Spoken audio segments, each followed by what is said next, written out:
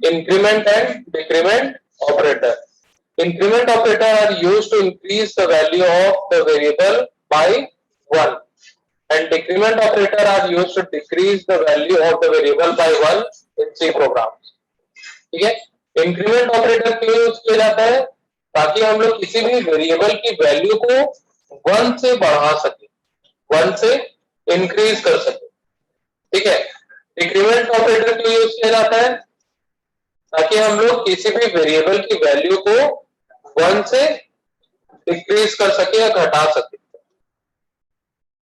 आया समझ में? Both increment and decrement operator are used on a single operand and variable.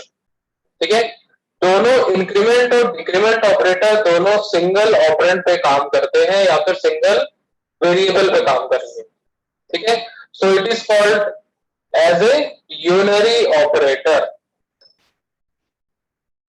Unary operators are having higher priority than the other operators.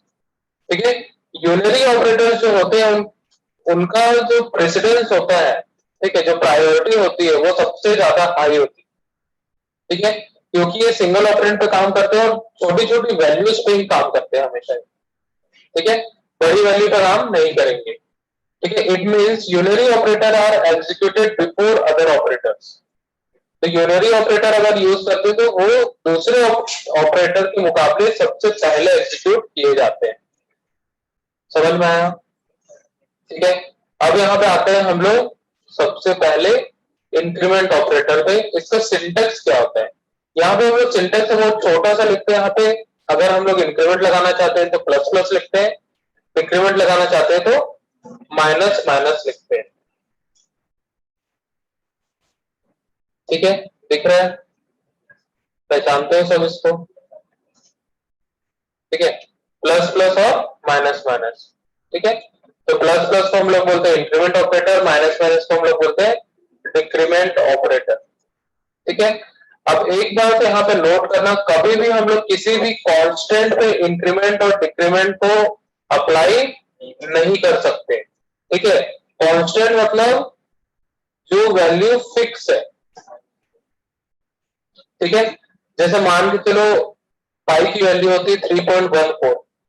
ठीक है, वो value fix है, हम लोग उसको चेंज नहीं कर सकते. वैसे ही कुछ वेरिएबल्स हम लोग बनाते हैं और उसको हम लोग बना देते हैं कांस्टेंट.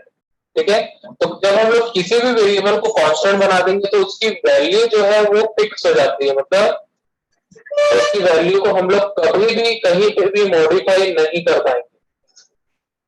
ठीक है, तो हम लोग उस पे इंक्रीमेंट और डिक्रीमेंट ऑपरेटर का यूज नहीं कर सकते. ठीक है, तो कुछ इस प्रकार से अगर हम लोग लिखना चाहते हैं, ठीक है, x equal to 4 plus plus, तो कर सकते हैं क्या? नहीं कर सकते, क्योंकि 4 क्या है? कांस्टेंट है. कांस्टेंट पे कभी भी हम लोग अप्लाई नहीं कर पाएंगे. हम लोग हमेशा किसमें अप्लाई करेंगे? वेरिएबल पे. ठीक है, आया समझ में? तो अभी हम लोग उसकी वैल्यू में चेंजेस कर सकते हैं और वेरिएबल को अगर हमने कांस्टेंट बना दिया है तो उसमें भी हम लोग अप्लाई नहीं कर पाएंगे. तो ओवरऑल कांस्टेंट अगर हमने बना दिया किसी भी को, वेरिएबल को, या फिर डायरेक्ट वैल्यू दे दी है, ठीक है, दोनों में अप्लाई नहीं कर पाएंगे. आया समझ में? ठीक है, अब आते हैं टाइप्स ऑफ इंक्रीमेंट ऑपरेटर. ठीक है, टाइप्स ऑफ इंक्रीमेंट ऑपरेटर में यहाँ पे दो टाइप के ऑपरेटर है. पहला है प्री इंक्रीमेंट और सेकंड है पोस्ट इंक्रीमेंट. सबसे पहले आते हैं pre increment. In pre increment first increment the value of variable and then use inside the expression. अब देखो,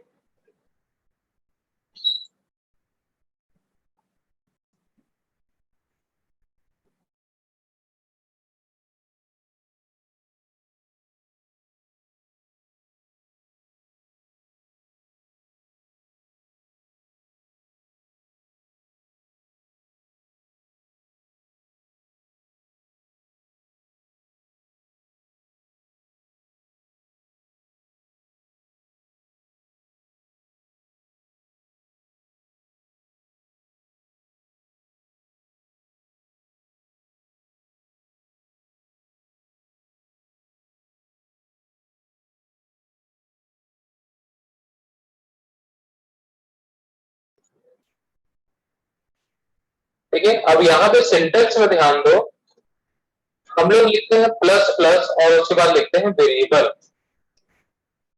ठीक है, क्या लिखते हैं? सबसे पहले हम लोग इंक्रीमेंट ऑपरेटर लगाते हैं, फिर उसके बाद किसी भी वेरिएबल का नाम लिख देते हैं। ठीक है, तो यहाँ पे हमने प्लस प्लस पहले लिखा है, तो ये क्या होगा? Pre increment. क्या होगा? Pre increment. ठीक है, अब यहाँ छोटे से एग्जांपल पे आ जाते हैं हम लोग। ठीक है, दिख रहा है क्या? ठीक है, हमने यहाँ पे दो वेरिएबल लिया, इंट एक्स और आई। ठीक है, आई को हमने 10 से इनिशियलाइज कर दिया है। ठीक है, फिर उसके बाद यहाँ पे किया x equal to plus plus i. ठीक है, क्या किया हमने? X equal to plus plus i. सबसे पहले यहाँ पे इंक्रीमेंट होगा। ठीक है, किसकी वैल्यू इंक्रीमेंट होगी? आई की वैल्यू इंक्रीमेंट होगी। ठीक है, अब यहाँ पे प्री इंक्रीमेंट को ध्यान से समझना कि हो क्या रहा है। ठीक है, सबसे पहले जैसे ये प्लस प्लस एनकाउंटर होगा, ठीक है, कंपाइलर पे, तो वो क्या करेगा? सबसे पहले इस वैल्यू के पास जाएगा और इसको इंक्रीमेंट कर देगा। ठीक है, मतलब 1 से इंक्रीज कर देगा, मतलब क्या कर देगा? 10 प्लस 1 कर देगा और वैल्यू अब मिलेगी 11। ठीक है, प्लस प्लस हो गया मतलब वैल्यू बढ़ गई, उसके बाद आई आ रहा है। आई कब आया? बढ़ने के बाद। ठीक है, तो अब वैल्यू बढ़ गई है, वो अब इसमें लोड कर देगा, आई में लोड कर देगा। अब ओवरऑल यहाँ पे वैल्यू हम लोग को बढ़ी हुई मिलेगी। प्लस प्लस आई से हम लोग को क्या मिलेगी? वैल्यू 1 से इंक्रीज करके मिलेगी। अब उसके बाद जो वैल्यू 1 से इंक्रीज करके मिली, मतलब 10 प्लस 1 किए तो 11 आया। 11 वैल्यू अब किस में स्टोर हो जाएगा? एक्स में स्टोर हो जाएगा। अब एक्स की वैल्यू भी 11 है और आई की वैल्यू भी 11 है। आया समझ में? दोनों की वैल्यू क्या मिलेगी? 11 मिलेगी। अगर हम इसकी वैल्यू को प्रिंट करते हैं एक्स और यहाँ लिखे %d और एक्स की वैल्यू हमने यहाँ प्रिंट किया, तो एक्स की वैल्यू क्या मिलेगी? 11 मिलेगी। आई की वैल्यू भी क्या मिलेगी? 11 मिलेगी। आया समझ में? तो आउटपुट कुछ इस प्रकार का हम लोग को मिलेगा, एक्स इक्वल टू 11 और आई इक्वल टू 11। ठीक है, समझ में आया? तो प्री इंक्रीमेंट में जैसे ही प्लस प्लस एनकाउंटर होगा, सबसे पहले वो जिस भी वेरिएबल के साथ लगा हुआ है उसकी वैल्यू को पहले बढ़ा देगा और उसके बाद आई लिखा हुआ है, मतलब वेरिएबल का नाम लिखा है, तो उसमें वो लोड कर देगा, मतलब अपडेट कर देगा, सीधी सी बात। ठीक है, आया समझ में कि नहीं आया? आ गया? पक्का? ठीक है। ठीक है, अब नेक्स्ट आते हैं हम लोग पोस्ट इंक्रीमेंट में। पोस्ट इंक्रीमेंट का जो सिंटेक्स होता है, ठीक है, सबसे पहले हम लोग लिखते हैं वेरिएबल और उसके बाद लिखते हैं हम लोग प्लस प्लस। क्या करते हैं हम लोग? वेरिएबल पहले लिखेंगे, उसके बाद लिखेंगे हम लोग इंक्रीमेंट ऑपरेटर। ठीक है, अब यहाँ पे आ जाते हैं हम लोग इसके प्रोग्राम पे। अब इस प्रोग्राम को ध्यान से समझना। ठीक है, यहाँ पे भी हम लोग सेम लिए हैं, इंट एक्स और इंट आई, दो वेरिएबल हमने ले लिया है। आई की वैल्यू है 10। आई की वैल्यू क्या है? 10 है। ठीक है, x equal to i plus plus हमने किया। क्या किया हमने? I plus plus. अब क्या होगा? सबसे पहले आई की वैल्यू को लेके आएगा, आई की वैल्यू को लोड करेगा, तो उसको वैल्यू मिलेगी 10। क्या मिलेगी? 10 मिलेगी। ठीक है, अब 10 के बाद वो कर रहा है प्लस प्लस। क्या कर रहा है? प्लस प्लस कर रहा है, मतलब इंक्रीमेंट कर रहा है। 10 प्लस 1 करेगा।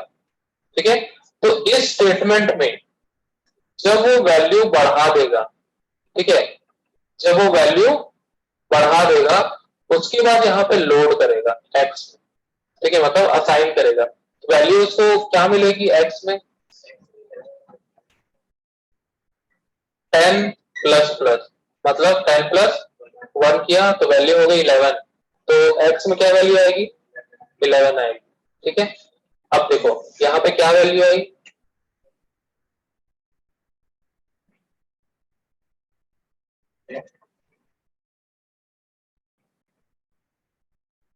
क्या वैल्यू आई?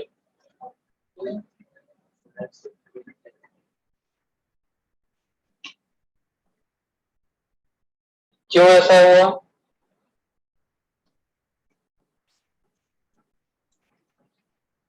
क्यों ऐसा हुआ बताओ? कायदे से तो होना चाहिए था कि वहां 11 वैल्यू आनी चाहिए थी, है ना? देखो वो कह रहा है यहाँ पे ध्यान से, ठीक है। असाइनमेंट ऑपरेटर क्या करता है कि सबसे पहले जो वैल्यू होगा, मतलब राइट साइड में जो वेरिएबल होगा उसकी वैल्यू को यहाँ पे असाइन कर देगा, ठीक है। अब उसके बाद असाइन करने के बाद ये ऑपरेशन परफॉर्म हो रहा है,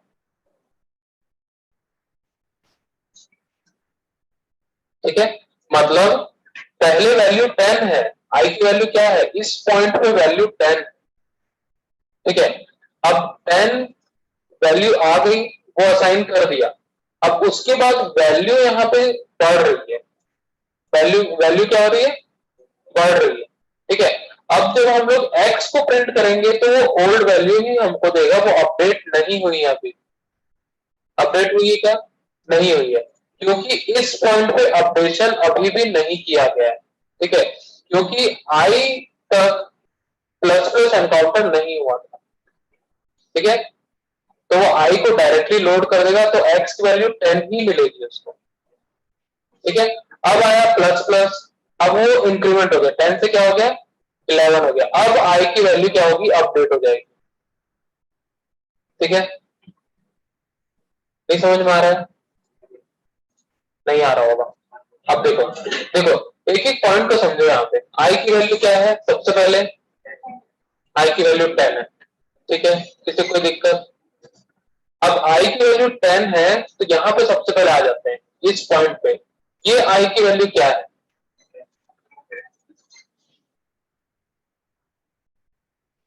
ये i की वैल्यू क्या है, 10 है, ठीक है। असाइनमेंट ऑपरेटर क्या करता है, जो भी राइट साइड में वेरिएबल होगा या वैल्यू होगी, ठीक है, उसको लेफ्ट साइड में असाइन कर देगा। तो अभी वैल्यू क्या है i के पास, वैल्यू है 10, ठीक है। तो 10 को वो क्या करेगा, असाइन कर देगा x में, ठीक है। असाइन हो गया। अब उसके बाद प्लस प्लस का जो काम है वो करेगा, ठीक है। अब प्लस प्लस क्या होगा, मतलब 10 प्लस 1 कर देगा, ठीक है। जब 10 प्लस 1 करेगा तो वापस इसमें असाइन नहीं करेगा, वो अपडेट किसको करेगा, वो आई को अपडेट करेगा, वो एक्स को अपडेट नहीं करेगा, वो आई को अपडेट करेगा, ठीक है। एक्स की वैल्यू है 10, आई की वैल्यू अब हो गई 11, ठीक है। वो दोबारा असाइन नहीं करेगा, उसको दोबारा असाइन नहीं करेगा, क्योंकि वो एक बार एग्जीक्यूट हो चुका है। तो दोबारा एग्जीक्यूट होगा क्या, नहीं होगा, ठीक है। अब हम लोग अब x को अगर प्रिंट करते हैं तो x के पास तो ओल्ड वैल्यू है उसकी, मतलब 10 है, ठीक है। तो यहाँ पे 10 प्रिंट होगा। अब अगर हम लोग i को प्रिंट करेंगे तो i की वैल्यू अपडेट हो चुकी है, तो i की वैल्यू आएगी 11। तो आउटपुट में हम लोग को मिलेगा x equal to 10, i equal to 11, ठीक है। मैं बताया था दोनों में डिफरेंस होता है, ठीक है। अब समझ में आएगा कि डिफरेंस क्या होता है, समझ में आया, ठीक है। जब हम लोग वैल्यू असाइनमेंट करते हैं, ठीक है, जब हम लोग इंक्रीमेंट करके किसी में वैल्यू असाइन करते हैं, ठीक है, तब हम लोग उसका डिफरेंस समझ में आता है कि कब वैल्यू असाइन हो रही है, कब उसकी वैल्यू अपडेट हो रही है, ठीक है। आगे एक एग्जांपल और मिलेगा। हाँ, यहाँ पे नहीं, यहाँ पे नहीं होगा, यहाँ पे ना, यहाँ काम नहीं करेगा, वो एरर शो करेगा, ठीक है। क्योंकि असाइनमेंट ऑपरेटर के लेफ्ट हैंड सिर्फ और सिर्फ वेरिएबल हो सकता है, कोई एक्सप्रेशन नहीं हो सकता, ठीक है। क्लियर है, समझ में आया, ठीक है। तो ये था पोस्ट इंक्रीमेंट। अब आ जाते हैं हम लोग डिक्रीमेंट की तरफ, ठीक है। डिक्रीमेंट की तरफ हम लोग आते हैं और यहाँ पे सबसे पहले इसके डेफिनेशन पे हम लोग ध्यान देते हैं, ठीक है। कितने टाइप के डिक्रीमेंट होते हैं, 2 टाइप से डिक्रीमेंट होते हैं, पहला होता है प्री डिक्रीमेंट, सेकंड होता है पोस्ट डिक्रीमेंट। ठीक है, ये भी सेम प्रकार का ही होता है, वैसा ही काम करता है। ठीक है, सबसे पहले आते हैं हम लोग pre decrement. In pre decrement the first decrement the value of variable and then use inside the expression. ठीक है, expression initialise into another variable. ठीक है, प्री डिक्रीमेंट क्या करेगा, फर्स्ट डिक्रीमेंट कर देगा। ठीक है, पहले क्या करेगा, डिक्रीमेंट करेगा, बाद में उसको यूज करेगा। ठीक है, सेम वैसे जैसे इंक्रीमेंट काम कर रहा था, सेम वैसे ही काम करेगा। ठीक है, अब इसके सिंटेक्स में आते हैं। सिंटेक्स में भी हम लोग यहाँ देख सकते हैं। ठीक है, पहले हम लोग लिखते हैं डिक्रीमेंट, फिर उसके बाद वेरिएबल का नाम। ठीक है, तो ये कौन सा डिक्रीमेंट हुआ, प्री डिक्रीमेंट। ठीक है, अब एग्जाम्पल में आ जाते हैं। ठीक है, वापस एक छोटा सा एग्जाम्पल, सेम वही हम लोग एग्जाम्पल ले रहे हैं। ठीक है, अब यहाँ पे देखते हैं, सेम दो वेरिएबल है हमारे पास, इंडेक्स और आई। ठीक है, आई को हमने 10 से इनिशियलाइज कर दिया। आई को हमने 10 से इनिशियलाइज कर दिया। ठीक है, अब उसके बाद x equal to minus minus i हमने किया है। क्या किया हमने, माइनस माइनस आई। ठीक है, मतलब प्री डिक्रीमेंट हमने किया आई के ऊपर। अब यहाँ पे इस एक्सप्रेशन को ध्यान से समझना। ठीक है, अब असाइनमेंट ऑपरेटर के बाद में हम लोग आ जाते हैं। यहाँ पे सबसे पहले क्या है, माइनस माइनस। ठीक है, क्या है, माइनस माइनस। तो ये क्या करेगा, माइनस वन पहले कर देगा। ठीक है, किसमें माइनस वन करेगा, आई की वैल्यू पे। आई की वैल्यू क्या है, 10 है, तो 10 माइनस वन कर देगा। फिर उसके बाद किसको यूज करेगा, आई को यूज करेगा।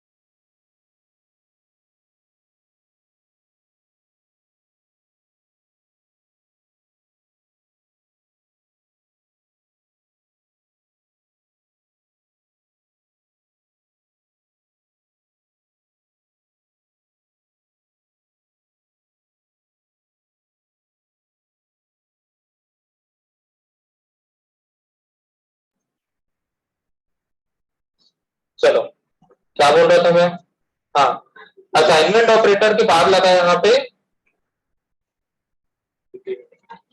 Pre decrement operator. ठीक है, अब माइनस माइनस मतलब 10 माइनस वन कर देगा पहले यहाँ पे। ठीक है, अब उसके बाद आई में लोड करेगा। ठीक है, आई की वैल्यू असाइन होगी एक्स में। तो क्या वैल्यू असाइन होगी, 10 माइनस वन करेंगे तो मिलेगा 9। तो 9 वैल्यू किसमें असाइन हो जाएगी, अब एक्स में असाइन हो जाएगी। ठीक है, समझ में आया। अब यहाँ अगर हम लोग प्रिंट करेंगे तो एक्स की वैल्यू क्या मिलेगी, 9 मिलेगी, और आई की भी वैल्यू क्या मिलेगी, 9 मिलेगी। समझ में आया। ठीक है,